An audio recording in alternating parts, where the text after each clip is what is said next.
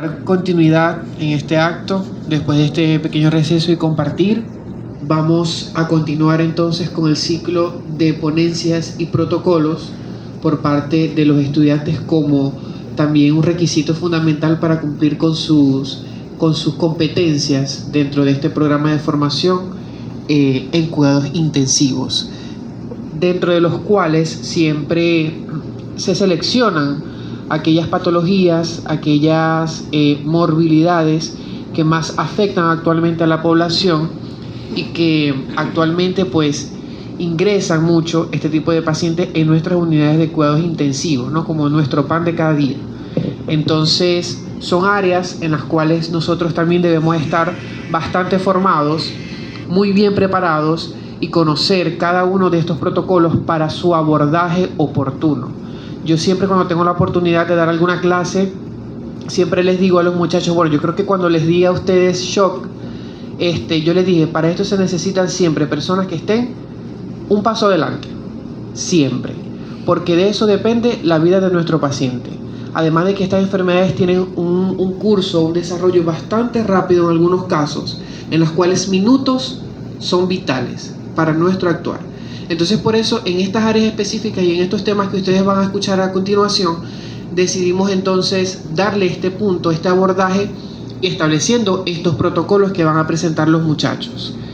Y bueno, sin más referencias, vamos a dar inicio a la primera ponencia que está titulada Protocolo e Intervención de Enfermería en pacientes en neuromonitoreo durante las primeras 72 horas en la unidad de cuidados intensivos, por parte de la licenciada Yorgelis Perche y la TSU Alexandra Sánchez. Bienvenidos.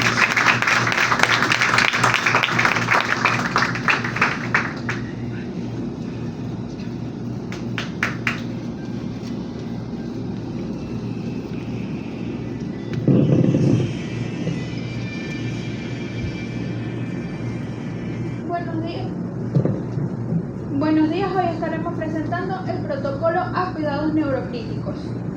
El paciente neurocrítico engloba una serie de lesiones neurológicas agudas que producen un compromiso vital y funciones del territorio cerebral y estructuras subyacentes. Estos pacientes corresponden a un número muy importante de ingresos en la unidad de cuidados intensivos.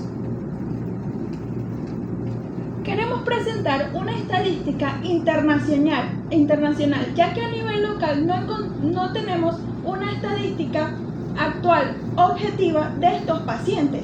Por su parte, en España existen 20.000 ingresos anuales por traumatismo craneoencefálico. Un tercio de ellos son por accidentes de tránsito, principalmente afectados a los jóvenes. Según sus estadísticas de mortalidad, ha disminuido de un 50 a un 30% en los últimos 30 años, gracias a su mejor comprendimiento de la fisiopatología y a la implementación de los protocolos de neuromonitorización y tratamientos específicos. Por otro lado, en España se registran 200.000 pacientes por traumatismo craneoencefálico, lo cual un 71% de estos pacientes tienen un daño severo, lo cual necesita ir a la unidad de cuidados intensivos. Este trabajo tiene como propósito presentar un plan, presentar una guía, presentar una directriz a base de los cuidados especializados para los pacientes neurocríticos, lo cual está sujeta a los especialistas de enfermería que laboran en la unidad de cuidados intensivos y que pueden sufrir tanto modificaciones como cambios. Se realiza este objetivo general para elaborar una pauta estándar sobre los cuidados de los pacientes neurocríticos en la unidad de cuidados intensivos posterior a una revisión de antecedentes bibliográficos para establecer un posible consenso para estos pacientes. En otras definiciones de pacientes neurocríticos se dice que es aquel paciente con disfunción neurológica que requiere soporte en la unidad de cuidados intensivos con riesgo de deterioro rápido. Esto lo sustenta la Sociedad Española de Medicina Intensiva. Por otro lado, Vincent y Finn subrayan que el paciente neurocrítico presenta una amenaza inminente a la homeostasis cerebral, ya sea por lesión primaria o lesión secundaria.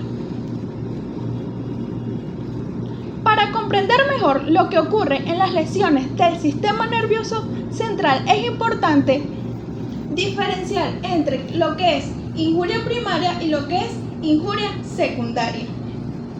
Se entiende por injuria primaria todo aquel daño físico que tiene que ver con el mecanismo del daño de la lesión. Como por ejemplo tenemos al trauma. El trauma es una causa de la injuria primaria debido a que es el impacto y consiguiente tenemos a una contusión, a una laceración o a una hemorragia. También puede ser isquémica, tanto global como regional. En la parte global es cuando es posterior a una parada cardiorrespiratoria y afecta todo el cerebro en forma global. En la parte regional es una parte, un área que puede ser un vasoespasmo cuando las arterias del cerebro de este lado se colapsan, pero puede ser una trombosis por una aneurisma que viajó un coágulo, se quedó ahí y obstruyó el vaso. Recuerden que cuando hablamos de isquémico, hablamos de alteraciones vasculares. Por otro lado, en la parte de inflamatoria, tenemos el paciente con meningitis, con edemas o con hematomas. Esto genera un tamaño importante en el cerebro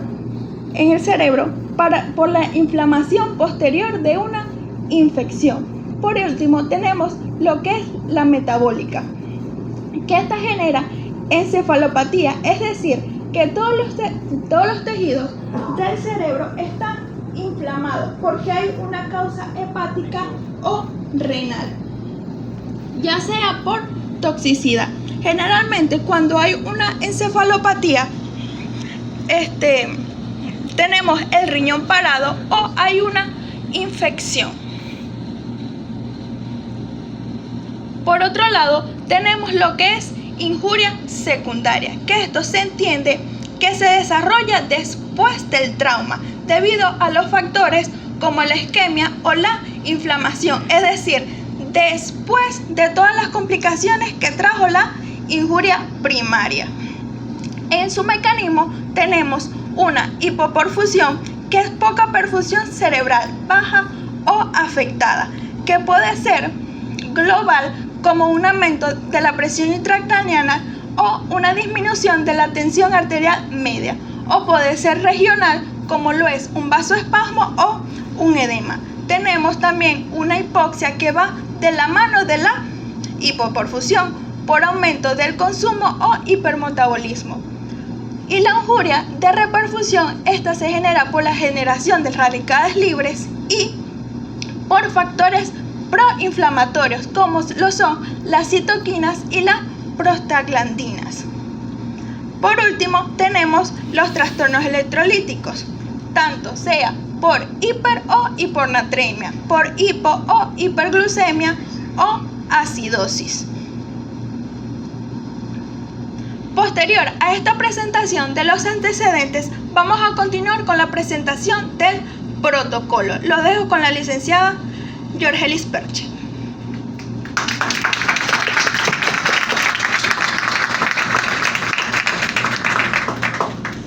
Ante todo, buenos días. Posterior a la exhibición de los antecedentes tanto estadísticos como fisiopatológicos ya mencionados, vamos a proceder a la presentación del protocolo de cuidados neurocríticos. Teniendo en cuenta o recordando que un protocolo es un documento o un conjunto de pautas estandarizadas que se realizan con el fin de establecer pasos a seguir con el propósito de garantizar la calidad y la seguridad de las intervenciones que prestamos. Para introducir al protocolo, se destacan las primeras 72 horas del abordaje al paciente, que en el neuromonitoreo se conoce como las horas de oro. Y esto demarca un periodo de tiempo crítico durante el propósito de las acciones que vamos a estar dirigiendo al paciente es de reducir el impacto de las lesiones neurológicas y de prevenir daños irreversibles a nivel del sistema nervioso central. Este periodo de tiempo ayuda a mejorar el pronóstico del paciente y a minimizar las secuelas. Ahora presentamos las intervenciones, dentro de las primeras 72 horas van a ir dirigidas a mejorar lo que es la presión de perfusión cerebral, la saturación de oxígeno en el bulbo de la yugular y la presión intracraneana. Comenzamos con el primer parámetro que vamos a monitorizar, sería la presión de perfusión cerebral, lo cual se conoce como un parámetro hemodinámico que nos establece la cantidad de flujo sanguíneo eficaz que nos está perfundiendo ese cerebro. Esta perfusión cerebral tiene dos constantes, lo cual es la presión arterial media menos la presión intracraneana, y su valor normal es igual o mayor a 60 milímetros de mercurio. Las intervenciones de enfermería que vamos a desempeñar para mejorar o para mantener la presión de perfusión cerebral sería el monitoreo continuo de la presión arterial, lo cual lo ideal es realizarlo a través de un proceso invasivo como lo es la línea arterial, para garantizar que los resultados sean objetivos, con un objetivo lo cual es la presión arterial media entre los valores de 90 y 110 milímetros de mercurio, para lo cual dependiendo de la clínica del paciente va a ser necesario implementar lo que son las drogas vasoactivas. Dependiendo si el paciente presenta hipotensión, vamos a usar vasopresores. La primera línea de elección sería la noradrenalina, y en caso de que el paciente esté hipertenso vamos a utilizar vasodilatadores. En la unidad comúnmente se utiliza lo que es la nitroglicerina. Y otro parámetro a monitorizar sería lo que es la presión intracraneana. La meta sería mantenerlo entre valores entre 0 y 15 milímetros de mercurio. El siguiente parámetro que vamos a monitorizar dentro de estas primeras 72 horas sería lo que es la saturación de oxígeno en el bulbo de la yugular, lo cual es un parámetro que dentro del monitoreo es muy importante para evaluar lo que es evaluar el suministro y consumo de oxígeno. Esto se mide a través de un catéter que se inserta en una de las yugulares internas, con el propósito de tomar muestras e interpretar los valores que obtenemos. El valor normal de esta saturación va entre un 55 y 75%. Al momento de interpretar estos valores vamos a tener que valores inferiores a 55% nos hace referencia a que a nivel cerebral hay un aumento del metabolismo o aumento del consumo de oxígeno. Valores óptimos dentro de estos valores nos va a ser indicativo de que hay un equilibrio en la demanda y consumo de oxígeno, y valores superiores a 75% es indicativo de que el consumo de oxígeno a nivel cerebral es bajo. Como tercer parámetro que vamos a evaluar en estas 72 horas, nos vamos por la presión intracraneana, lo cual se conoce que es como la fuerza que ejercen los componentes dentro del cráneo contra sus paredes rígidas. El valor normal de esta presión va entre 0 y 15 milímetros de mercurio. Sin embargo, en los pacientes neurocríticos se supone que este valor puede ser superior hasta los 20 milímetros de mercurio o más. Para ello es muy importante la monitorización avanzada a través de catéteres invasivos. Estos catéteres pueden ser intraparenquimatosos o intraventriculares. Además, es muy importante la valoración neurológica a través de la valoración pupilar, que es un indicativo del funcionamiento correcto del sistema nervioso central.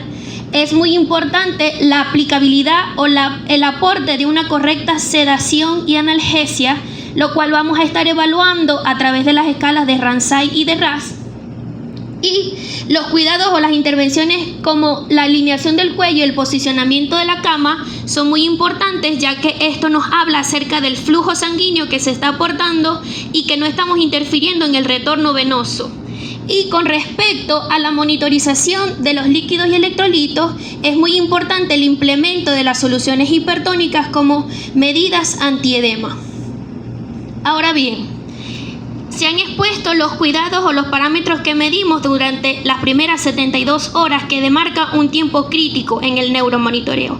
Sin embargo, posterior a las 72 horas es muy importante mantener un monitoreo de soporte, lo cual lo vamos a llevar a través de estos parámetros, tanto como circulación, ventilación y a través de de parámetros a través del nefrometabólico.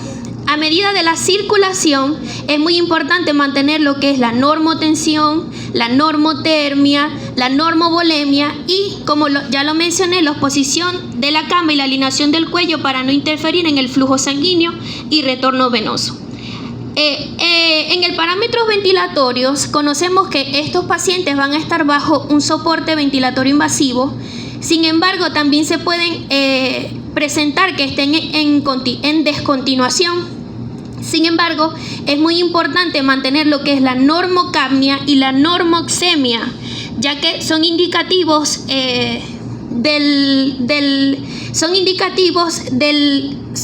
efecto que estamos teniendo a través de los vasos sanguíneos, como vasodilatación o vasoconstricción. Y a nivel de parámetros nefrometabólicos es muy importante mantener lo que es la normoglicemia, un gasto urinario entre valores entre 0.5 y 1.5 cc por miligramo cc por ml por hora, por kilogramo de peso por hora, un balance hídrico estricto, y es muy importante mantener los valores de electrolitos, muy importante, como el sodio, conociendo que su valor normal va entre 135 y 145. Sin embargo, en estos pacientes se permite o existe lo que es una hipernatremia permisiva, también como medida antiedema.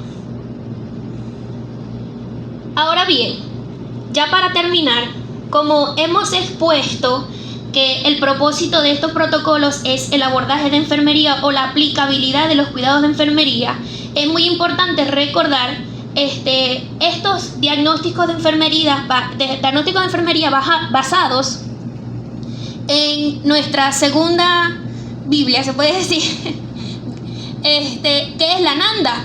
Y estos son diagnósticos reales que se pueden presentar en nuestros pacientes, como lo son a nivel del parámetro circulatorio. Vamos a tener el deterioro de la perfusión tisular cerebral relacionado con hipertensión intracraneana.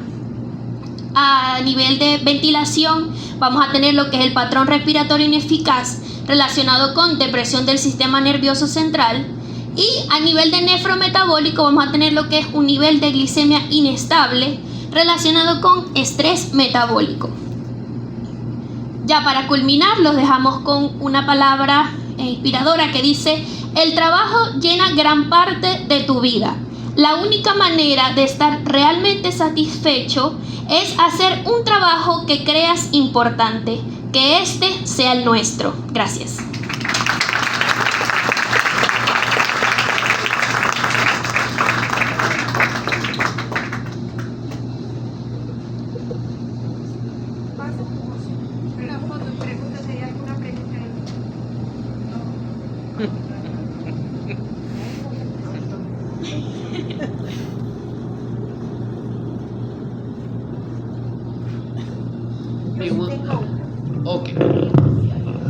Bien, felicitar a Jorgelis y a Alexandra por esta increíble ponencia. Realmente nos aporta bastante en nuestro actuar, que a veces pensamos que todo lo deberíamos saber, incluso en los momentos críticos, en los momentos de nuestro actuar, se nos olvidan algunas cosas, y es para esto que siempre se realizan estos protocolos como una guía, un paso a paso a seguir en estas patologías específicas. Entonces, de esta manera damos culminada esta ponencia. Si hay alguna pregunta por parte del público que alguien le quiera realizar a las muchachas, pues tiene este espacio.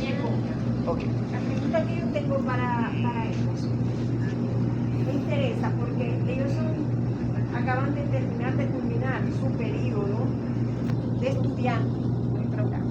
Estos son trabajos que nosotros revisamos, pero que lo hemos visto durante un año con pacientes ahí en la sala, ¿verdad? Una y otra vez. Yo quiero saber.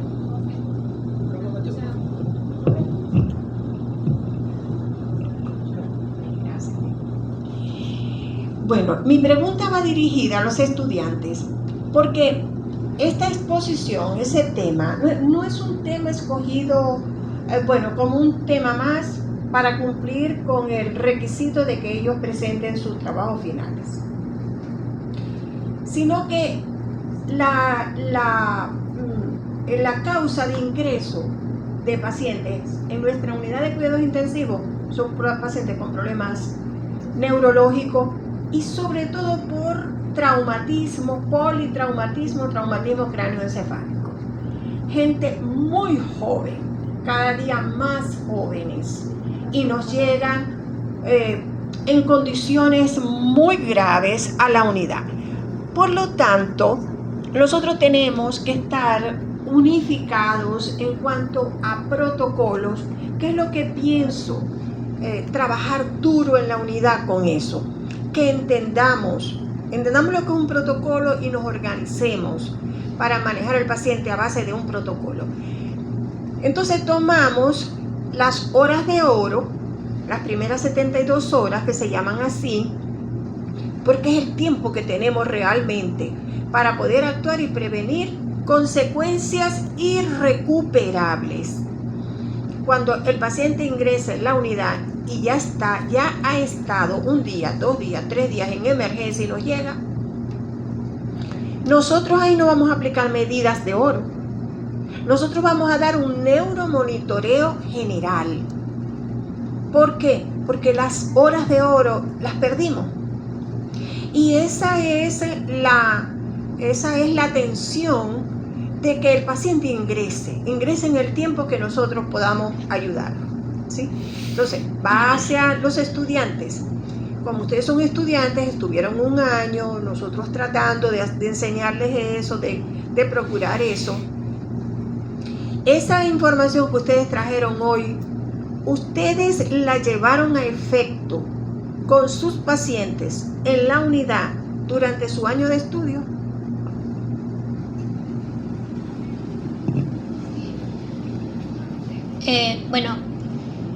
Por cosa del destino, el primer día que llegué yo a la unidad, yo abrí la puerta y me conseguí con Martina y me dijo, normas de neuroprotección.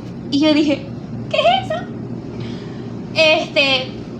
Bueno, personalmente hablando, sí tuve la oportunidad de brindar estos cuidados.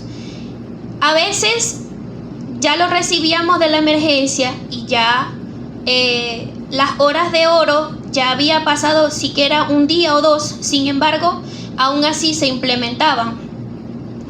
A veces con pacientes dentro de la unidad que hacían una parada cardiorrespiratoria, se iniciaban de una vez los cuidados en las primeras 72 horas. Yo personalmente sí tuve la oportunidad de brindarlos en la medida de lo que la atención en la unidad nos permitía. No siempre teníamos la oportunidad de monitorizar el bulbo de la yugular, que por ejemplo. Pero en las medidas generales sí yo tuve la oportunidad de llevarlos a cabo. No sé si Alexandra. Pasaban días allá, no se cumplían como tal. Exacto, porque no llegaban en ese tiempo. No nos llegaban en el tiempo. Sin embargo, tal vez las medidas en las primeras 72 horas, que son las más cruciales, no siempre lográbamos llegar. Sin embargo, las medidas generales o las medidas de soporte sí tuve la oportunidad de brindarlos. Bien, felicidades.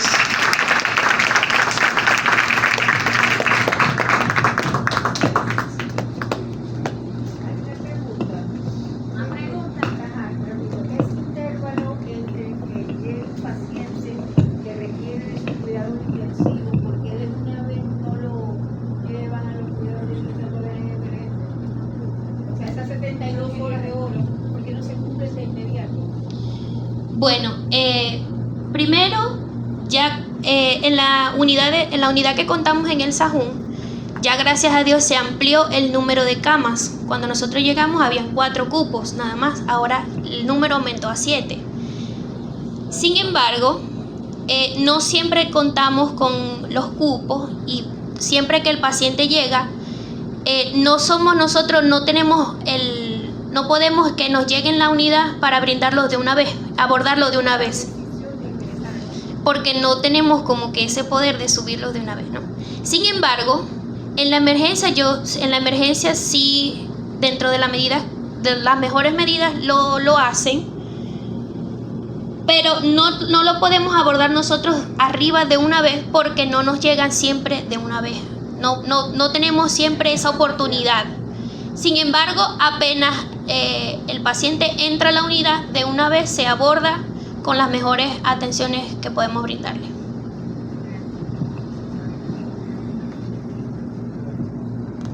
Ok, a eso quiero hacer un aporte, porque es un mismo hospital y se está hablando de protocolos. Nosotros no actuamos solos. Nosotros todos hemos aprendido a trabajar en el servicio en función de un protocolo, y es el hospital. El hospital es el que debe determinar a través de sus jefes de servicio, de sus especialidades en la elaboración de los protocolos, y el hecho que no haya disponibilidad de la cama no quiere decir que el paciente no vaya a recibir lo que necesita desde que esté en emergencia.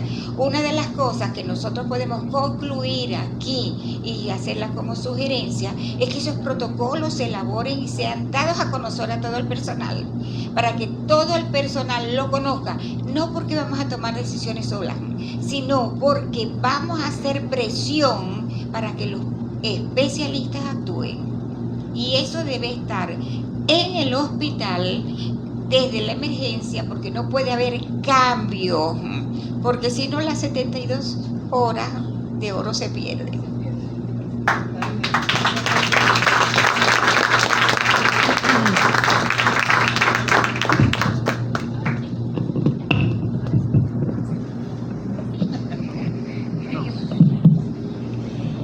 Muchas gracias. Gracias por los aportes.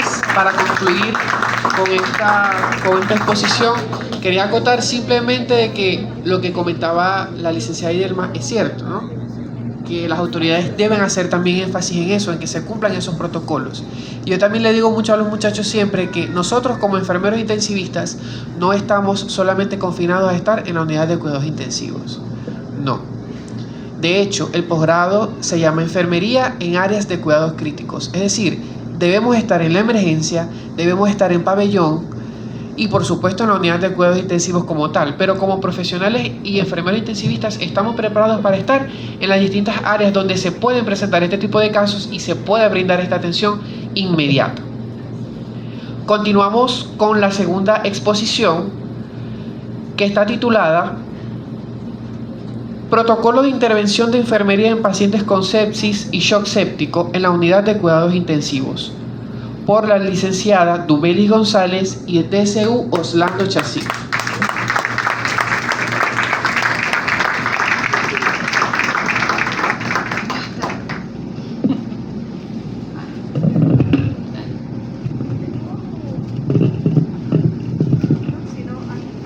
Así.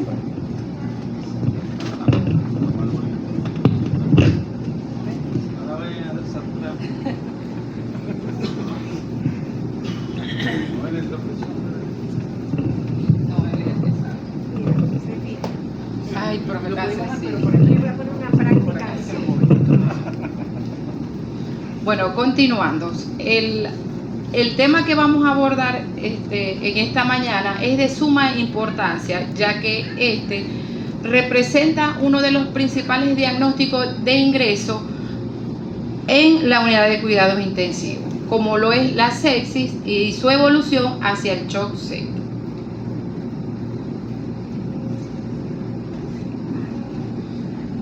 Definimos que la sepsis es un síndrome clínico complejo y devastador que representa una de las principales causas de morbi-mortalidad a nivel mundial. Su evolución hacia el shock séptico, un síndrome de disfunción circulatoria y celular aguda, aumenta el riesgo exponencialmente de desenlaces fatales como la muerte. Según datos estadísticos internacionales, refiere que el shock séptico tiene una prevalencia de un 17.9% y una incidencia de un 11.6 a un 13.5% y una alta tasa de mortalidad de un 34.5% en las unidades de cuidados intensivos. Por eso podemos decir que el shock séptico es un síndrome mortal. El propósito de nuestro protocolo es estandarizar y optimizar al profesional de enfermería a detectar ese abordaje de manera rápida, eficaz y coordinada para así poder aumentar la supervivencia y disminuir las secuelas de los pacientes afectados. Nuestro objetivo es elaborar este protocolo para aumentar la supervivencia y disminuir las secuelas en los pacientes ya afectados. A continuación los dejo con el técnico superior Orlando Chacín, que dará inicio a las definiciones. Buenos días. Como podremos apreciar, la sepsis a través del tiempo ha tenido varios conceptos con distintos autores. Principalmente para el más actual en el año 2021 es Humanante y colaboradores. Él define que es una respuesta abrumadora y extrema del cuerpo a una infección. También refiere que es una emergencia médica que puede ser mortalmente y puede provocar daños en los tejidos, incluso hasta la muerte. Para Rangel y Fausto, en el año 1995, es el concepto que hasta actualmente se utiliza, que es el síndrome clínico de difusión orgánica potencialmente mortal, con la respuesta desregulada del huésped hacia la infección. También para este año, Rangel y Fausto define que toda infección no puede causar sepsis, sino también existen unas personas que son vulnerables, que es un grupo que más ataca como tal. Las personas vulnerables tenemos a los adultos mayores de 65 años, a las personas con enfermedades crónicas, como por ejemplo la diabetes, enfermedades pulmonares y insuficiencia renal. También existen las personas con el síndrome inmunitario debilitado, que son las personas de HIV positivo y las mujeres embarazadas, y actúa también a través de los niños menores de 1 año. Los síntomas de la sepsis se presentan con esta neumotemia. Les podemos presentar que la letra S significa temblor, fiebre y muy frío.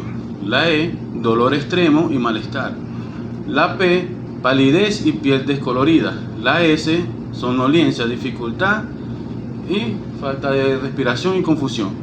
La I, el paciente siente que puede morir. Y la S, falta de aliento.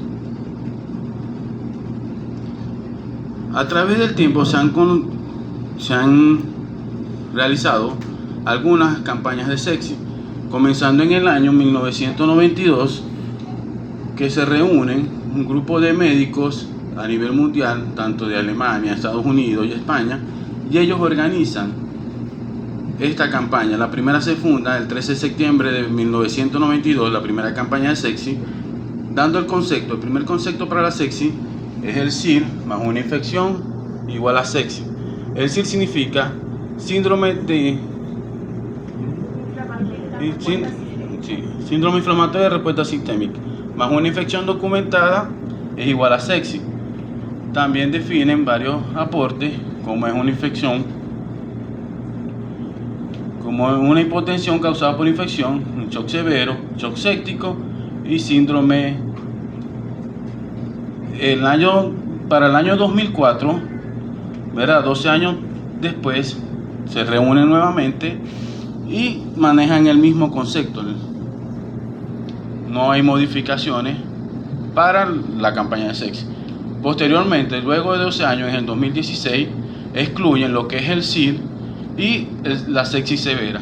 Anexan un nuevo concepto e incluyen lo que es la puntuación SOFA y el quiz SOFA para un mejor diagnóstico de la sepsis. Posteriormente, para el año 2021, 5 años después, la nueva campaña que se llama Sobreviviendo a la Sepsis, ellos manejan estos conceptos actualmente igual. ¿Qué significa? ¿Qué hay de nuevo? Pues para este año 2026, es la nueva campaña que estamos esperando actualmente.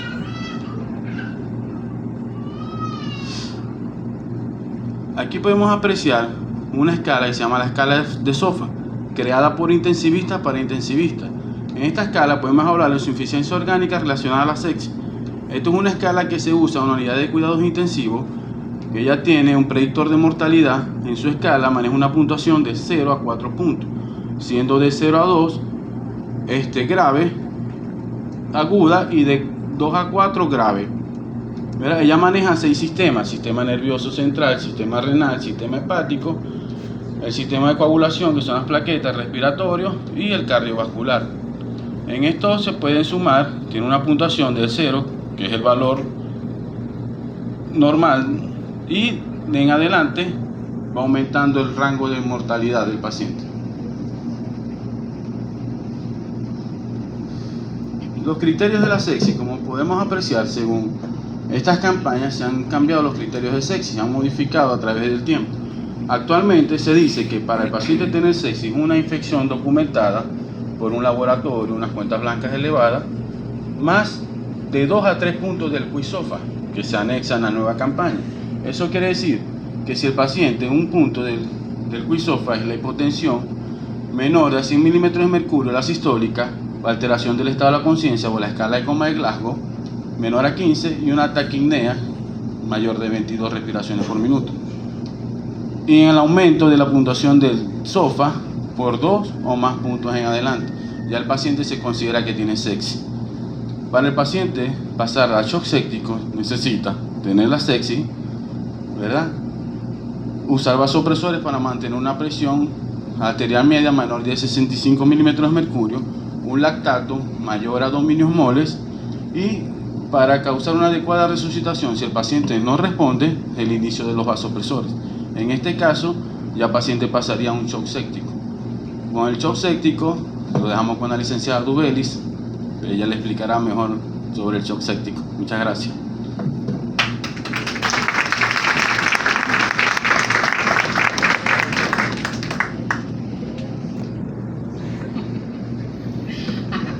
Continuando. Se han manejado diversos conceptos de lo que es el shock séptico. Como lo mencionaba Orlando, para la campaña del 2021 se dice que el shock séptico es la hipotensión más el uso de vasopresores para mantener una presión arterial media mayor a 65 milímetros de mercurio y un lactato mayor a 2 milimoles, a pesar de que se haya hecho una adecuada resucitación con líquidos. Los principales agentes causales de esta infección son las bacterias gram negativas y las bacterias gram positivas. Dentro de estas podemos destacar el Enterobacter baumannii, que es muy frecuente, las Proteus, las Klebsiella, la Escherichia coli, la Pseudomonas. Y dentro del grupo de los gram positivos tenemos los estafilococos. También debemos destacar que los órganos más susceptibles o más afectados son el sistema respiratorio, el sistema renal, el sistema gastrointestinal, piel y partes blandas. ¿Cuáles son estos síntomas? Tenemos alteración del estado de conciencia con un Glasgow menor de 15 puntos, taquicardia mayor de 90 latidos por minuto hipotensión severa, con una presión arterial. En este caso manejamos como dato fidedigno la presión arterial media, que se encuentra por debajo de 65 milímetros de mercurio. Oliguria o anuria, piel fría y húmeda, cianosis, hipertermia o hipotermia. Bueno, acá le vamos a presentar todo ese estrés metabólico que causa el shock séptico en nuestro organismo, y lo representamos con esta imagen. La parte inferior representa a un vaso o el endotelio vascular. La parte central representa al espacio intersticial y la parte superior de color celeste representa las células. La sepsis desencadena a los patrones moleculares patógenos, incluidos las bacterias. Estos patrones, al detectar este proceso infeccioso, se van a unir a unos receptores específicos que tienen estos patrones, el cual me van a activar la liberación de los linfocitos y asimismo la liberación de las citocinas. Dentro de estas tenemos también las interleutinas, el factor de necrosis tumoral, ocasionándome inflamación, generando difusión endotelial, que a su vez me va a desencadenar varios procesos, como a nivel del espacio intersticial me va a generar edema, ocasionándome aumento de la difusión del oxígeno. A su vez también va a liberar óxido nítrico, que es lo que me va a generar la vasodilatación y la hipotensión sostenida, ocasionando igual la disminución del oxígeno, generando una difusión mitocondrial. Esta difusión mitocondrial se va a ver afectada y es de donde se va a generar lo que es el lactato. Posterior a esto, va a haber aumento en la actividad de la cadena de transporte de electrones, disminución de la energía y aumento del lactato e hidrogeniones, ocasionando disminución de la oxigenación tisular. A su vez también me va a causar disminución de la proteína C reactiva, la fibrinólisis y un aumento de las proteasas de coagulación, generando microtrombos a nivel de los vasos, generando trombosis y así llevándome a una coagulación diseminada intravascular, generando hemorragias e incluso la muerte.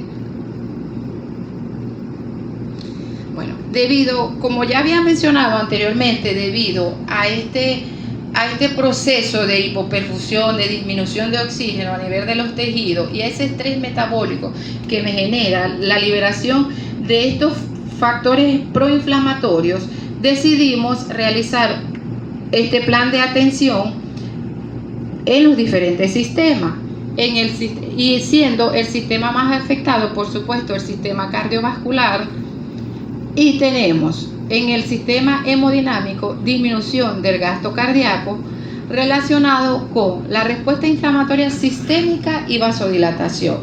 En el sistema renal tenemos perfusión tisular ineficaz, hipotensión arterial. En el sistema respiratorio tenemos deterioro del intercambio gaseoso relacionado con cambios en la membrana alveolo-capilar, y en el neurológico tenemos perfusión tisular cerebral ineficaz relacionada con la hipotensión arterial. También nos genera daño lo que es en el sistema gastrointestinal, donde podemos describir este diagnóstico: alteración de la funcionabilidad gastrointestinal relacionado con la hipoperfusión tisular y la disminución de la motilidad gastrointestinal. Acá le presentamos nuestro protocolo titulado Protocolo de atención de enfermería en pacientes en sepsis y shock séptico en la unidad de cuidados intensivos del Hospital Autónomo Hospital Universitario de Maracaibo, el cual está constituido en 6 fases, donde la primera fase es la detención temprana, que acá debemos hacer una valoración exhaustiva de lo que es el nivel de conciencia, la temperatura, la tensión arterial, la frecuencia cardíaca, la valoración de la diuresis. Acá también se debe tomar muestras para lactato y se deben iniciar los antibióticos de manera empírica para poder abordar pacientes de manera rápida. Esto es en cuestiones de minutos. A medida que se vaya retrasando el abordaje de este paciente, las consecuencias son letales para el paciente. Donde tenemos pasamos a la siguiente fase, que es la fase 2, el inicio de la reanimación con fluidos. Tenemos que para el consenso del 2021 dice que se debe administrar un bolo inicial de 30 ml por kilogramo de peso de solución cristaloide. Dentro de estas tenemos la solución al 0,9% y la solución Ringer lactato. El consenso dice que es recomendable, a pesar de que contenga lactato, la solución Ringer, porque se genera más acidosis por cloremia con la solución al 0,9%. Se debe monitorizar la respuesta de la administración de este fluido. Recordemos que podemos causar edema en los pacientes debido a la alta cantidad de solución al 0,9, tratando de rescatar al paciente. Y en esta fase se coloca el monitoreo hemodinámico no invasivo, es decir, el brazalete. Continuamos con una tercera fase, que es el soporte ventilatorio. En esta evaluación que hicimos en la primera fase, debemos tomar en cuenta si el paciente necesita ser ventilado y qué debemos hacer. Se deben monitorizar y ajustar los parámetros ventilatorios a través de lo que es la gasometría arterial. En la cuarta fase tenemos lo que es el manejo del shock séptico y la difusión orgánica, ya que en esta primera fase no se pudo recuperar al paciente con líquidos. Se inicia lo que es el uso de los vasopresores. El de primera elección tenemos la noradrenalina, que su dosis es de 0.01 a 0.3 microgramos kilogramos minuto. Y si el paciente está en depresión miocárdica, se inicia lo que es los inotrópicos tipo dobutamina, que su dosis es de 2 a 20 microgramos kilogramos minuto. Y si en dado caso recuperamos con líquido, iniciamos el vasopresor más los inotrópicos y el paciente persiste con la hipotensión, estaríamos presentes ante lo que es un shock séptico refractario. Y se inicia lo que es la vasopresina. Su dosis es de 0.01 a 0.3 unidades internacionales. Y acá sí se monitoriza el paciente con el monitoreo hemodinámico invasivo, es decir, se colocan lo que son las líneas arteriales, que eso lo colocamos nosotros, y también se puede colocar el catéter de Schwann. Continuamos con la valoración del soporte de la función orgánica a través, si el paciente requiere el uso de concentrado globular, se le debe administrar. Si el paciente requiere terapia de reemplazo renal o hemodiálisis, también se le debe corregir. El control de la glicemia, se inicia también lo que es los corticosteroides con hidrocortisona 200 miligramos día, el cual se distribuye 50 miligramos cada 6 horas. También debemos corregir, por supuesto, el control de la fuente de infección. ¿Qué fue lo que nos llevó a la sepsis y su evolución al shock séptico? Y la evolución de la respuesta del tratamiento. Continuamos con la quinta fase, que es la prevención de las complicaciones. Recordemos que con todo este estrés metabólico que el paciente genera, son muchas las complicaciones si sobrevive. Dentro de estas tenemos la prevención de úlceras por presión, la prevención de trombosis venosa profundo, a través de los trombolíticos y la prevención de la reinfección. Y como última fase de nuestro protocolo tenemos el apoyo psicoemocional, que no es el menos importante. Recordemos que tanto para el paciente como para sus familiares, solo al estar ingresado en la unidad de cuidados intensivos, eso es terrorífico. Y que en nuestra institución el paciente tiene que diligenciar con lo que no contamos en el hospital. Ejemplo, para los donantes, comprar el tratamiento, que a veces es muy costoso, los laboratorios, las gasometrías. Generalmente no podemos tener un control constante porque el paciente, el familiar no cuenta con esos recursos. Esa larga estadía en la UCI, también eso ocasiona alteración, profe, en el estado de conciencia del paciente, del familiar.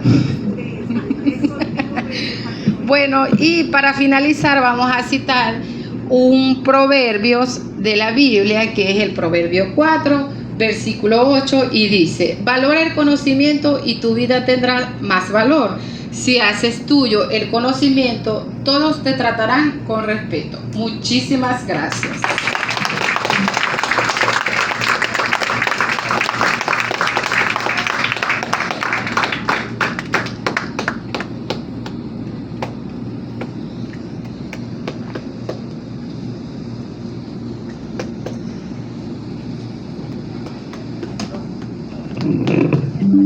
Felicidades a Dubelis y Orlando por esta increíble ponencia. Realmente también todos los temas son importantes, realmente, y todo lo que vamos a hablar aquí el día de hoy. Damos inicio entonces al ciclo de preguntas. Si alguien tiene alguna aportación, alguna pregunta para los muchachos. Ok.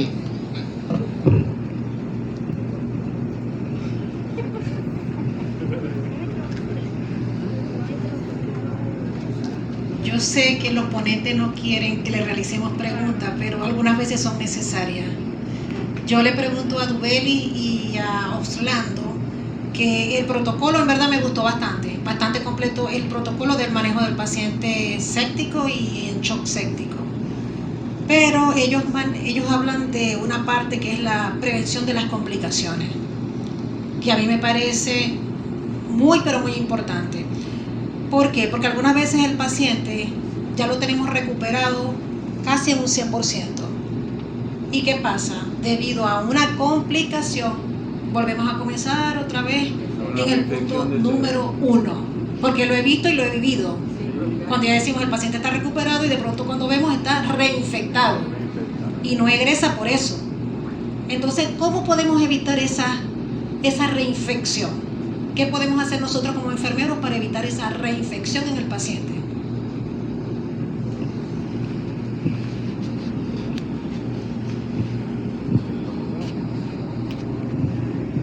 Bueno, profe, respondiendo a su última pregunta.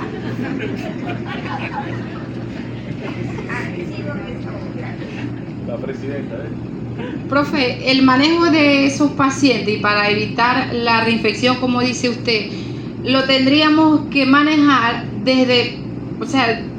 por sistema, como quien dice. Ejemplo, en el sistema respiratorio, ¿con qué?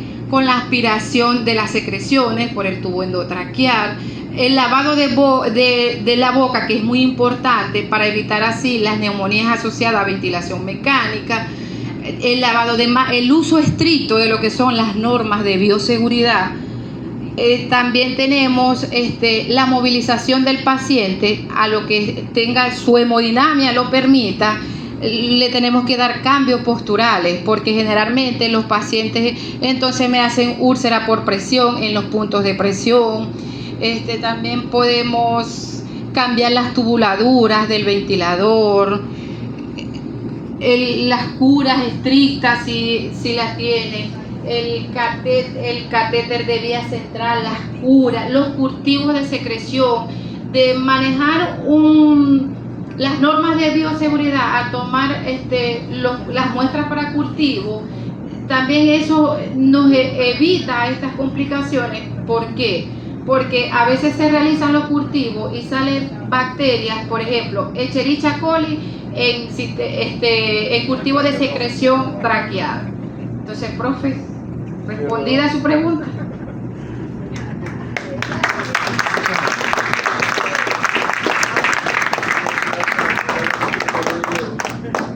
¿Alguien más?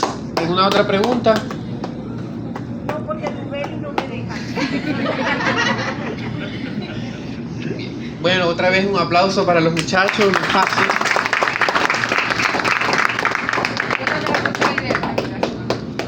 Yo quiero ver en los diagnósticos. Yo sabía.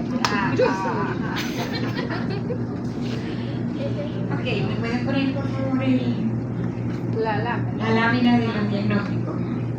Profe, usted puede acotar ese punto. Sí, claro, esto es justamente para efectos, porque los tengo que felicitar, esto no es un tema fácil, son pacientes difíciles de manejar y lo importante es que entre más conocimiento tenga uno sobre el manejo del paciente,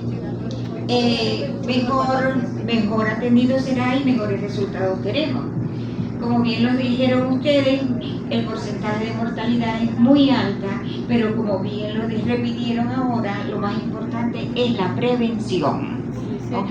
La prevención, porque el paciente puede ser un trauma y no está infectado, pero puede desencadenarse un proceso infeccioso. Los diagnósticos. Después de eso. ¿Por qué? Porque nosotros vamos a ver que hay disminución de un gasto cardíaco, pero me están hablando de respuesta inflamatoria sistémica relacionada con, y por la nata nosotros sabemos que vamos a trabajar las intervenciones en enfermería en función del relacionado con. Y en estos tipos de pacientes hay disminución del gasto cardíaco por depresión respiratoria, depresión miocárdica, por problemas de precarga, que allí no hay pérdidas de líquido, sino que hay extravasación hacia el espacio intersticial, porque se está produciendo mucha citocina y prostaglandina que están produciendo mucha vasodilatación. Entonces hay disminución del retorno venoso. Y ahí entonces donde yo quiero enfatizar que tomen en cuenta el relacionado con, porque no solamente hay disminución del gasto cardíaco por la respuesta inflamatoria y vasodilatación, hay depresión miocárdica y esa hay que estarla monitorizando muy bien. El otro es perfusión tisular ineficaz, que está muy bien, pero me voy a referir al respiratorio. ¿Por qué?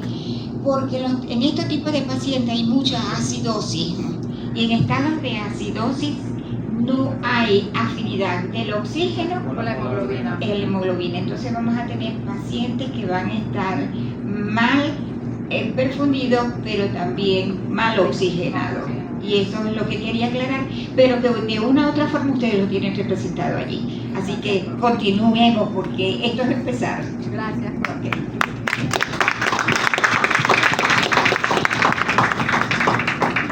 Bueno, yo particularmente quiero hacerles una observación. Miren, por favor, me tienen que complacer. Que hayan 3 olas de aplauso para Orlando.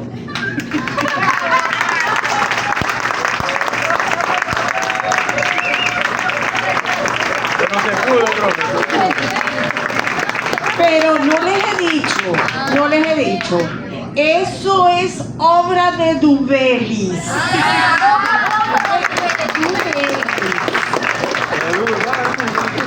La jefa. La presidenta lo sentenció, le dijo: no comes más hasta que no te prepares. Muy bien, felicitaciones.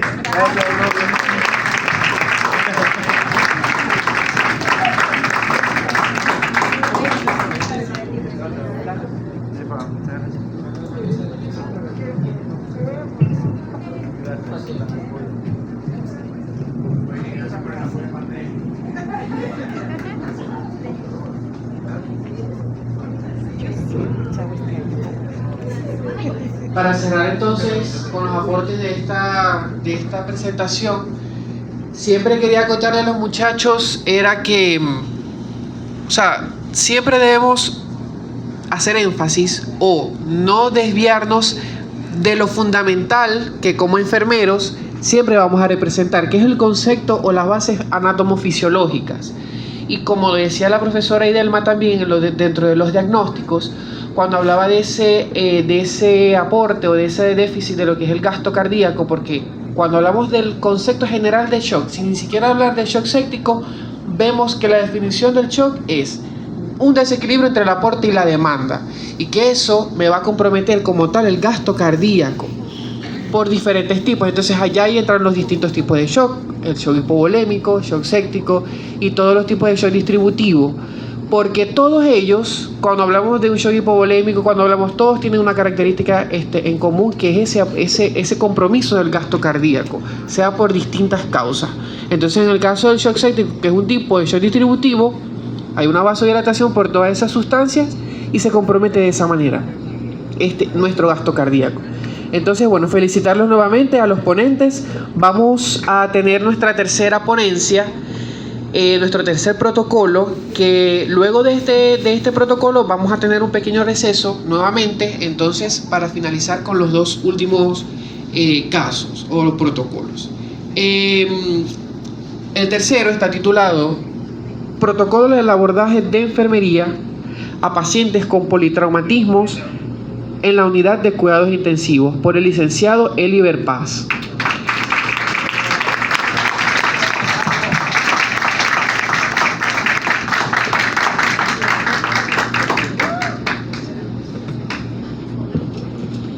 Ok.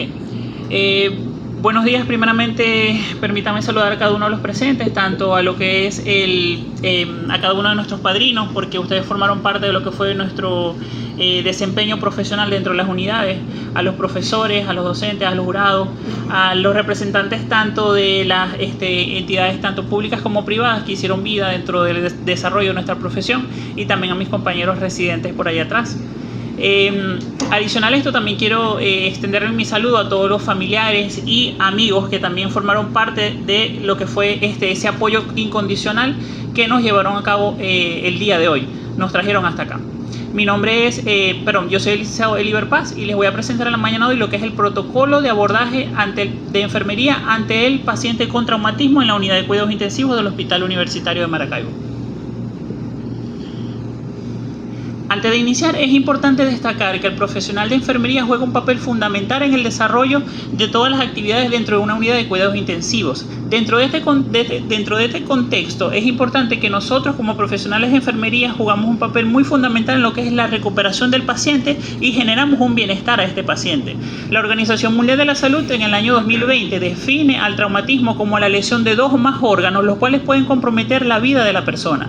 Y es aquí donde se genera el propósito del establecimiento de los diferentes protocolos de atención de enfermería para poder avanzar en el abordaje de estos pacientes y crear la estandarización del cuidado para mejorar el estado o el cuadro clínico del paciente, para evitar lo que son las distintas complicaciones con las que éste puede llegar a pasar. Adicional a esto, el objetivo de la generación de estos protocolos de atención de enfermería es mejorar la calidad de atención y que el paciente no caiga en las diferentes complicaciones que se pueden derivar producto de una mala aplicación de estos cuidados de enfermería. Otro aspecto fundamental para darle importancia a lo que es la generación de estos protocolos son los datos epidemiológicos que nos pueden ofrecer las distintas literaturas. Para el presente protocolo se establecieron lo que fueron las cifras establecidas por CR y colaboradores en el año 2023, que establece que en un periodo de tiempo desde enero del 2017 a enero del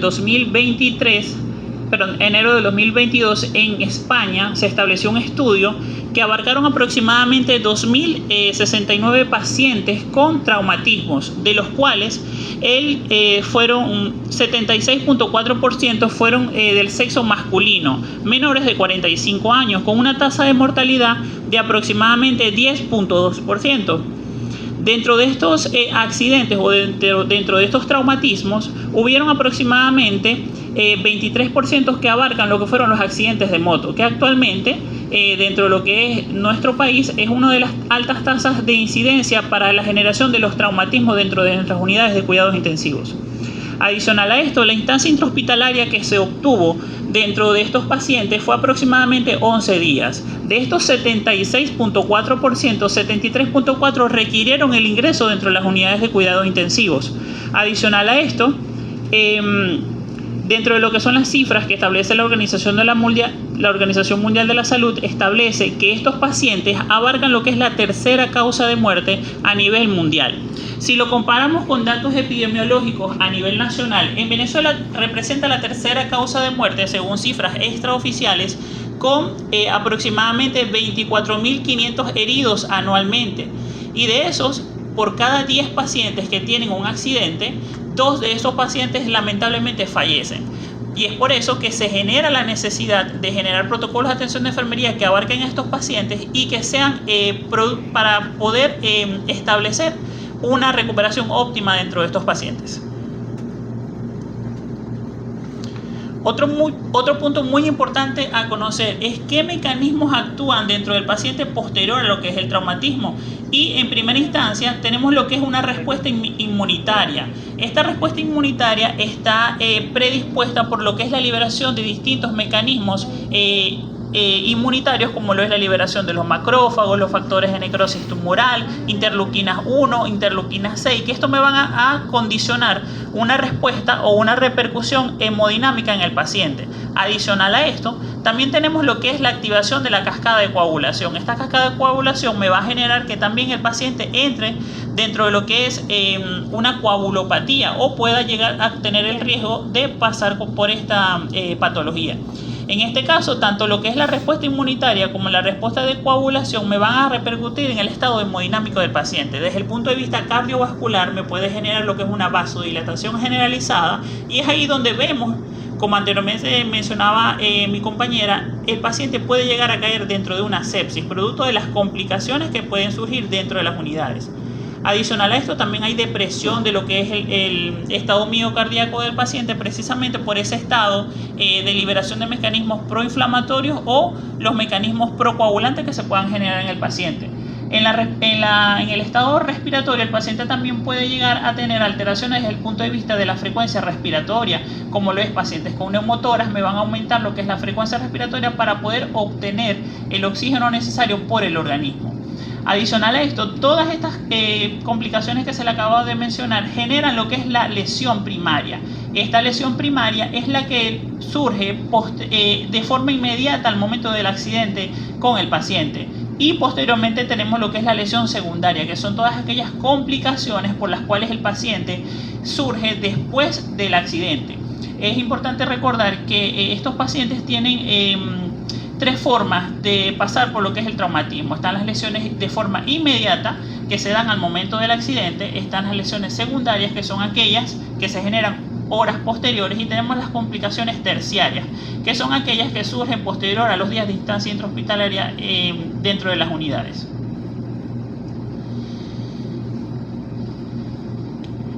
Otra complicación que se puede generar por el déficit en el abordaje o cuando no se cumplen los protocolos establecidos es lo que es el diamante de la muerte, el cual este término se comienza a acuñar a partir del año 2010 para dar 4 ventanas fisiopatológicas en el paciente. La primera tenemos que es la acidosis metabólica. Esta acidosis metabólica va a estar condicionada por un choque de bajo gasto cardíaco, donde el paciente entre en una hipoperfusión generalizada, lo cual me va a generar que el organismo pase desde un estado aeróbico a un estado anaeróbico. Y esto me va a condicionar con 2 cosas muy importantes, como lo es el aumento en la producción de hidrogeniones, que me va a generar una disminución del pH, o sea, una acidosis, una disminución tanto del bicarbonato como un aumento del lactato. Y es aquí donde nosotros decimos que nuestro paciente entra dentro de una acidosis metabólica, cuando cursa con un pH inferior a 7.25, un bicarbonato menor a 18 y un lactato mayor a 2 miliosmol sobre decilitro. Posteriormente también tenemos lo que es la hipotermia. Recordemos que si nosotros entramos en un estado de acidosis, el paciente o de acidosis hipoperfusión, el organismo va a dar la tendencia a lo que es la hipotermia. Adicional a eso, la exposición que se le da al paciente por largas horas hacen que también disminuya esta temperatura en el paciente. La administración de líquidos fríos también me va a condicionar la hipotermia en el paciente, y la literatura establece que debe ser una temperatura inferior a 35 grados centígrados para decir que el paciente está en hipotermia. Adicional a esto, lo que es la acidosis metabólica y la hipotermia me van a generar también lo que es un predisponente a lo que es la coagulopatía, porque recordemos que para que se active la cascada de coagulación el organismo necesita tanto un pH como un pH y una temperatura neutra para poder activarse de forma correcta. Si estos mecanismos no se activan de una forma correcta, va a entrar en déficit lo que es el estado de coagulación, y adicional a esto, el sangrado masivo también me va a condicionar lo que es la conversión tanto del fibrinógeno a fibrina, y eso me va a generar una coagulopatía en el paciente. Ahora, ¿cuáles son los criterios que se van a seguir? Unas plaquetas menor a 100.000, un IRN y un fibrinógeno menor a 1.5 dentro del paciente. Adicional a esto, tenemos lo que se comienza a hablar a partir del año 2010, que es la generación de la hipocalemia. Recordemos que la acidosis me va a generar en el paciente, hipocalcemia, perdón, lo que me va a generar en el paciente también lo que es una disminución del calcio iónico, es que cuando se administran concentrados globulares en el paciente, comúnmente estos concentrados globulares tienen citrato de calcio, y este citrato de calcio a nivel celular me va a hacer eso, una reabsorción del calcio iónico, generándome una disminución del calcio sérico. Entonces se establece el criterio de un calcio iónico menor a 1.0 para decir que el paciente está dentro de una hipocalcemia, y se establece que se debe corregir posterior a las 3 unidades de concentrado globular en el paciente, se debe corregir lo que son los niveles del calcio.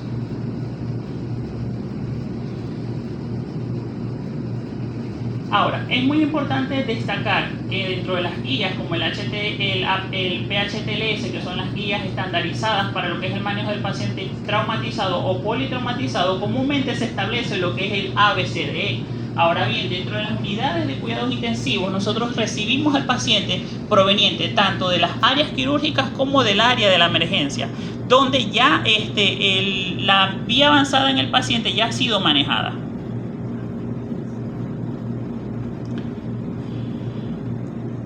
Y es aquí donde nosotros le comenzamos a presentar lo que es el protocolo de atención de enfermería en el abordaje ante el traumatismo en las primeras 72 horas dentro de la unidad de cuidados intensivos, donde es importante volver a recargar que aquí ya el paciente tiene su vía aérea avanzada, y nosotros hacemos la conversión y iniciamos por lo que es la letra D, que es el déficit neurológico, pasamos a lo que es vía aérea, ventilación, circulación y exposición dentro del paciente.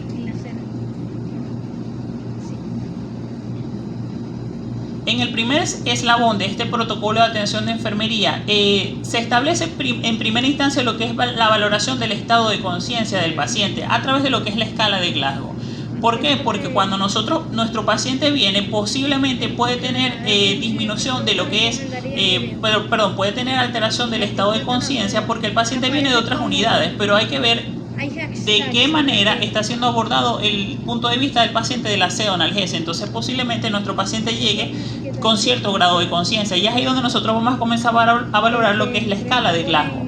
Posteriormente evaluamos lo que son los reflejos osteotendinosos profundos y los pares craneales. Estos nos van a servir de vista para visualizar si el paciente tiene alguna alteración desde el punto de vista neurológico, como lo es el reflejo pupilar, el diámetro pupilar, la respuesta oculomotora en el paciente, y esto nos va a condicionar o a la sospecha de que el paciente pueda tener algún tipo de traumatismo que nos haya generado alguna alteración desde el punto de vista neurológico.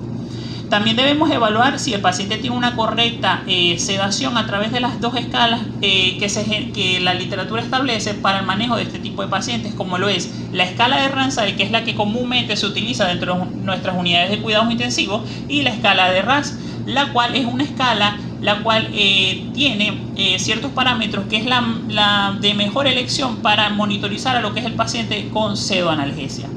Si el paciente tiene una correcta pseudoanalgesia, debemos mantener esta pseudoanalgesia por lo menos en las primeras 72 horas dentro del paciente. Debemos tener un correcto control cervical. Este control cervical se puede dar a través de un collarín rígido tipo Filadelfia en pacientes que tengan algún tipo de sospecha de traumatismo cervical. Adicional a esto, también se debe tener una buena posición dentro de lo que es el cuello del paciente para evitar lo que es la hiperflexión o hiperextensión del cuello, para asegurar siempre lo que es un adecuado retorno venoso a nivel cerebral. Y aquí entran lo que son las medidas de neuroprotección específicas en el paciente. Ahora bien, nuestro paciente es un paciente traumatizado, pero dentro de lo que es el mismo choque, la misma energía que se maneja dentro del trauma, el paciente puede tener algún tipo de alteración desde el punto de vista neurológico. Y abarcamos las 4 medidas específicas de la neuroprotección, como lo es la saturación del bulbo de la yugular, que se debe mantener entre un 55 a un 75%. Adicional a esto, tenemos lo que es mantener una presión arterial media por encima de 65 milímetros de mercurio para asegurar 2 cosas muy importantes. Primero, que la presión arterial, la presión intracraneana sea máximo hasta 20 milímetros de mercurio, que esto me va a asegurar lo que es una buena presión de perfusión cerebral, para de esta manera que este cerebro no solamente esté bien oxigenado, sino bien perfundido.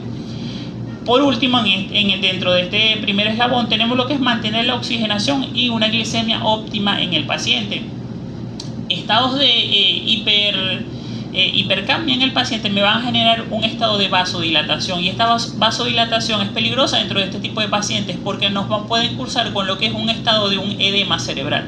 Adicionalmente, las guías establecen que esta glicemia debe mantenerse entre 140 y 180 miligramos para proporcionar un buen estado de catabolismo a nivel cerebral y a nivel de lo que son las funciones vitales en el paciente. En el segundo eslabón tenemos lo que es la vía aérea. Cuando el paciente ingresa posterior de otras unidades, debemos valorar qué tipo de vía aérea avanzada tiene nuestro paciente. Si el paciente está ventilado con un tubo nasotraqueal, orotraqueal, o si el paciente tiene una traqueostomía. En tal caso que el paciente tenga una traqueostomía, debemos verificar lo que es el correcto funcionamiento de lo que es el traqueostomo. Debemos verificar también lo que es la fijación de la vía aérea para evitar lo que son percances al momento de la movilización de este tipo de pacientes. Debemos evaluar lo que es el uso de la cánula de Guedel en aquellos pacientes que vengan con una pseudonalgesia disminuida y que su propio estado de defensa del organismo trate de morder el tubo para evitar posibles complicaciones, sobre todo desde el punto de vista cuando comenzamos a fijar los parámetros ventilatorios en el paciente. Posteriormente tenemos lo que es la limpieza de la cavidad oral. Esta limpieza de la cavidad oral, recordemos que pacientes que hayan ingerido alimentos antes del trauma pueden tener edema, pueden tener restos de sangre o restos alimenticios dentro de la cavidad oral. Y esta limpieza también de la cavidad oral, las guías establecen que deben hacerse con lo que es clorexidina al 0.2% para disminuir todas aquellas complicaciones asociadas a lo que es las infecciones en atención en salud. El tercer eslabón establece lo que es la ventilación en el paciente. Al momento del ingreso de este paciente debemos valorar lo que es el patrón y mecánica ventilatoria, porque muchos pacientes vienen de otras unidades o de otras clínicas donde comúnmente vienen con un ventilador de traslado. Entonces debemos verificar si los parámetros con que el paciente viene están acorde a las necesidades fisiológicas de él. Si estos parámetros son correctos, son los parámetros que nosotros vamos a prefijar dentro de nuestro ventilador mecánico para poder darle una buena oxigenación en el paciente. Y de esta forma también el gol estándar que se utiliza dentro de las guías es lo que es la medición de la capnografía, donde estos valores deben estar entre 35 a 45 milímetros de mercurio para asegurar de que nuestro paciente tenga una correcta ventilación. También debemos analizar lo que es el pH y gases arteriales en búsqueda de trastornos ácido-base que nos puedan condicionar un estado en el paciente. Adicional a esto nos va a servir como guía para lo que es la realización del monitoreo ventilatorio, el cual nos va a decir cómo está el estado del intercambio gaseoso a nivel pulmonar en el paciente.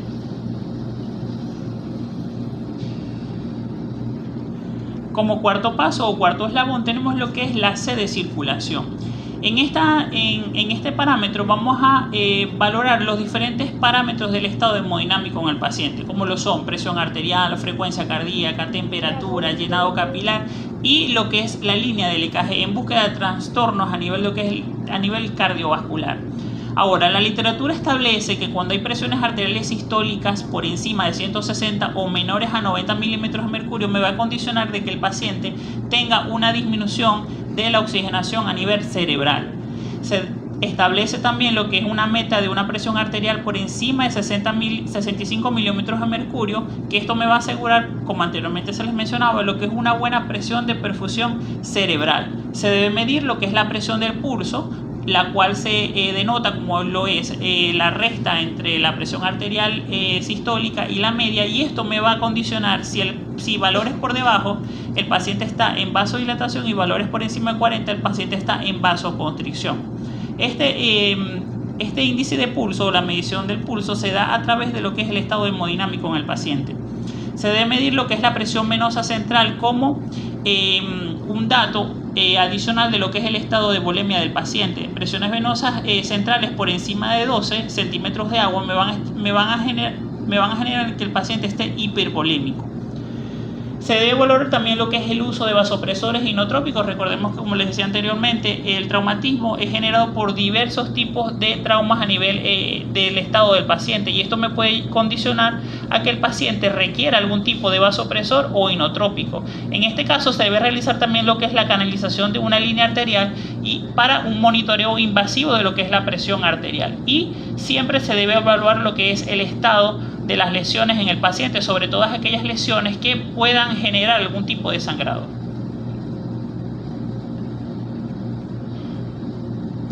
En el quinto paso tenemos lo que es la exposición. Las guías establecen en la exposición que se habla sobre exponer al paciente en búsqueda de diferentes lesiones. Ahora bien, dentro de las unidades de cuidados intensivos, nosotros vamos a evaluar en primera instancia lo que es la presencia de lesiones en el tejido y las estructuras óseas del paciente para monitorizar en primera instancia lo que es la coloración de la piel. Si la fractura es abierta o está expuesta, se debe visualizar todo lo que es la periferia de la herida. Adicional a esto, se debe medir estas estructuras para establecer si el paciente tiene o no tiene un aumento del volumen de la zona donde el paciente haya tenido el accidente, en búsqueda de sangrado a nivel interno.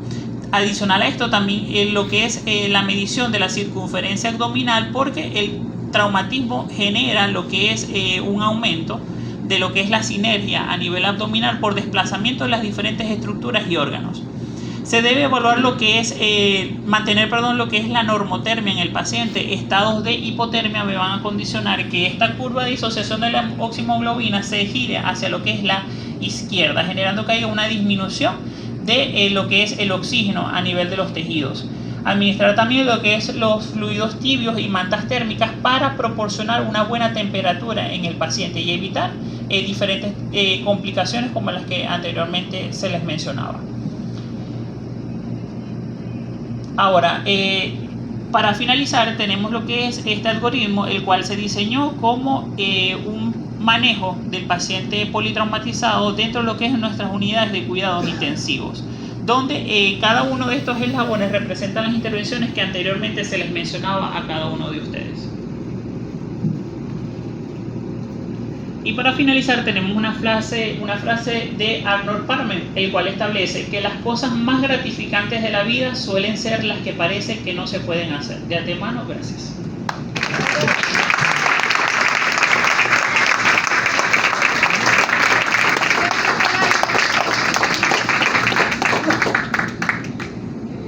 Bueno, felicitar a Liber realmente por esta brillante ponencia.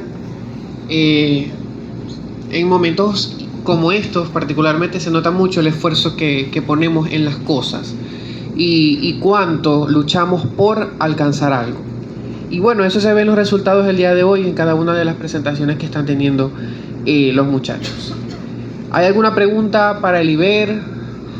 ¿Alguna aportación?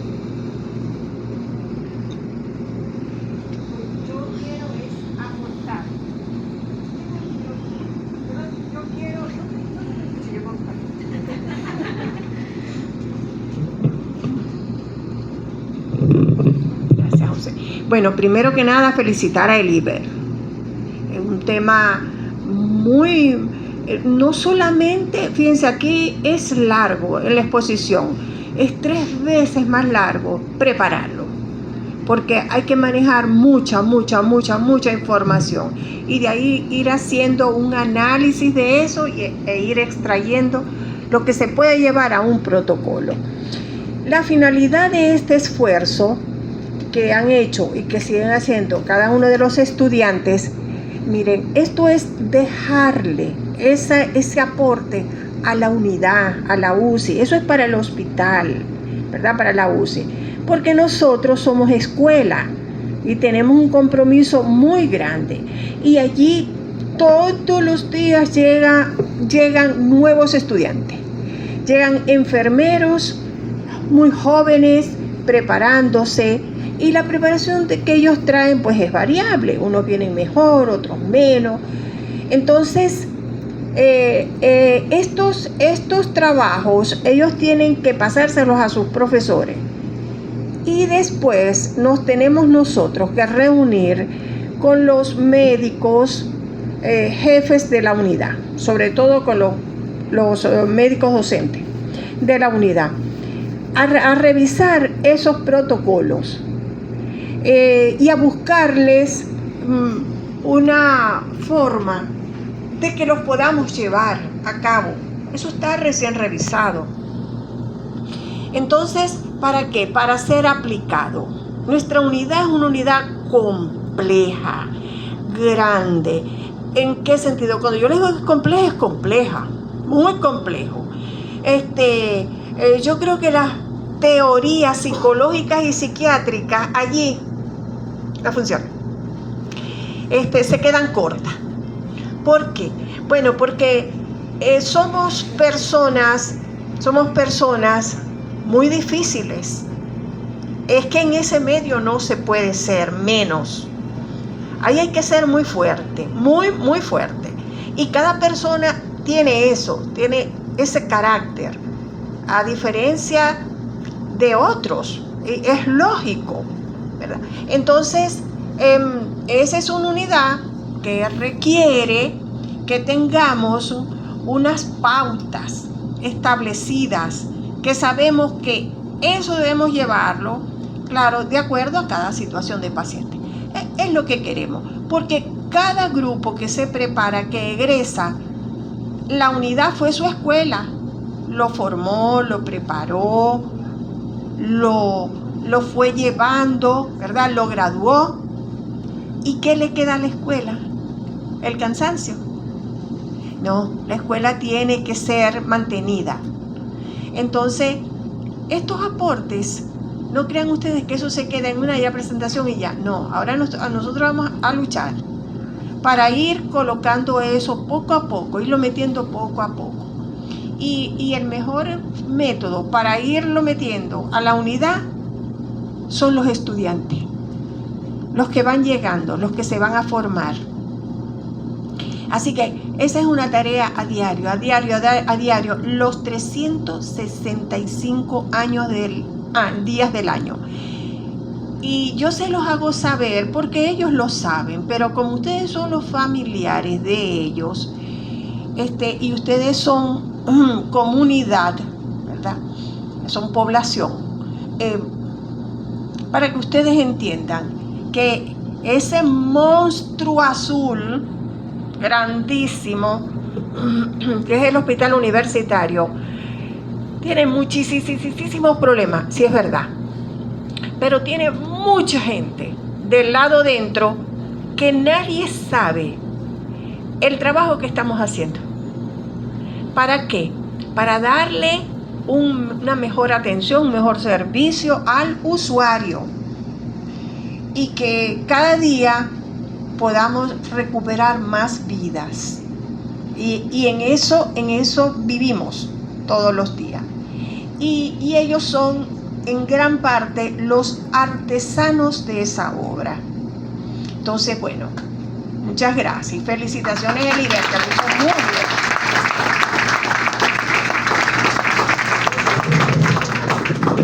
¿Hay alguien más que quiera aportar o preguntar algo? A Eliber. Bien. Bueno, realmente cuando hablamos de un politrauma, para cerrar, siempre tenemos también una carrera contra el tiempo, como en todo lo que hemos hablado el día de hoy. Cuando tenemos pacientes politraumatizados, también tenemos el riesgo inminente de un shock, porque podemos tener pérdida de sangre significativa, y ahí también tenemos que saber actuar. En un paciente politraumatizado se puede presentar un shock hipovolémico, hemorrágico, traumático. Entonces, bueno, en estos casos siempre es como lo repito nuevamente, debemos siempre estar un paso adelante y estar actualizados, siempre estar actualizados con lo nuevo, porque lo que ayer fue y fue útil y se demostró, tal vez hoy cambie y ya no sea así, sino que hay otra cosa que puede ayudar más. Entonces, eso como aporte. A continuación vamos a tener un pequeño receso de este bloque para continuar con las últimas dos presentaciones. Entonces los invitamos nuevamente a que pasen allá a la sala para que puedan tomar un